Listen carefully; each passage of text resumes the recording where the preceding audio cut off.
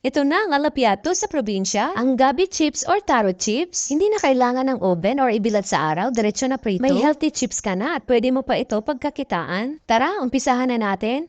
At dito, meron tayong gabi or taro. Hugasan at balatan lang natin ito.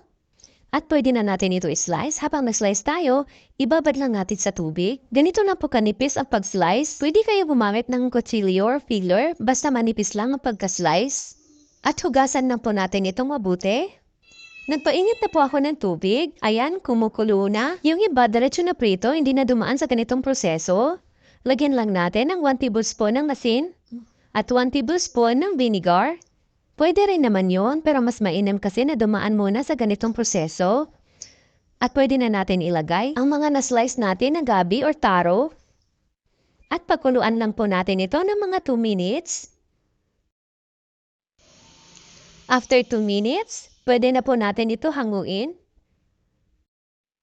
Hugasan lang po natin ito at ilagay lang natin sa strainer para matanggal ang mga eksis na tubig. At kung umabot kayo sa puntong ito ng ating video, maaari po bang pusuan nyo at i-share ang ating video? Malaking tulong na po yan para sa akin. Maraming salamat po. Ilagay ko lang dito sa malinis Nutella at patuyuin lang natin ito ng mga 2 oras. After 2 hours, ayan, medyo natuyo na ang ating mga gabi. Mas maganda kasi ang ganito para hindi magdikit-dikit ang ating mga taro chips. Nagpainit na ako ng mantika. Once mainit na, pwede na natin ilagay ang ating mga taro chips. Tingnan nyo naman, naghiwa-hiwalay ka agad, hindi nagdikit-dikit. At ang puti-puti pa para talagang piatos. At napakalutong pa niyan. At lutuin lang natin yung mga natira pa nating gabi. At yung mga naprito na natin, ilagay lang natin sa isang lalagyan na may paper towel or tissue. Para ma-absorb talaga yung mga eksis na mantika. At ayan na, may masarap na tayong gabi chips or taro chips. Grabe, napaka-crunchy talaga nito. Alam nyo ba na kahit hindi pa natin ito nalagyan ng cheese ay masarap na?